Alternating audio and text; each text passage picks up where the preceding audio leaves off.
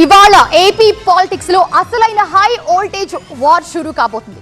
Assembly సమావేశాల్లో విపక్షాన్ని ఇరుకును పెట్టాలని అధికార పక్షం ఉవ్విళ్లూరుతుంటే మేము అసెంబ్లీకి రామ్, మండలిలో తేల్చుకుందామంటూ వైసీపీ సైతం హుషారు చూపిస్తోంది. మరి ఈసారి అధికార విపక్షాల వ్యూహాలు ఎలా ఉండబోతున్నాయి? అసెంబ్లీలో అధికార పార్టీ ఏం చేయబోతుంది? మండలిలో వైసీపీ వాయిస్ ఎలా ఉండబోతుంది?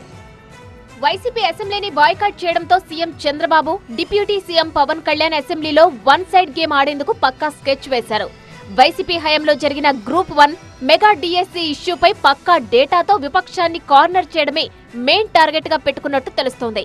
అలాగే రాజధాని డెవలప్మెంట్, పోలవరం ప్రాజెక్టులపై కీలక బిల్లులు కూడా సభ ముందుకు రానున్నాయి. ఇక్కడ కూటమి ప్రభుత్వం అధికారంలోకి వచ్చినప్పటి నుంచి అసెంబ్లీ సమావేశాలకు దూరంగా ఉంటున్న వైసీపీ ఈసారి కూడా అదే వైఖరిని కొనసాగించాలని డిసైడ్ అయింది. ఎప్పటిలానే ఈసారి కూడా అసెంబ్లీని బహిష్కరించి తమకు బలం ఉన్న శాసన మండలిని వేదికగా మలుచుకోవాలని భావిస్తోంది. అసెంబ్లీలో తమ గొంతు వినిపించకపోయినా మండలిలో మాత్రం పలు అంశాలపై ప్రభుత్వాన్ని నిలదీయాలని వైసీపీ భావిస్తోంది. మెగా టీఎస్సీ అంశాన్నే మండలిలో ప్రధాన ఆయుధంగా మలుచుకోవాలని చూస్తోంది. ఆ తర్వాత స్పీకర్ నిర్ణయం ఎలా ఉండబోతుంది అన్నది ఇప్పుడు ఆసక్తికరంగా మారింది.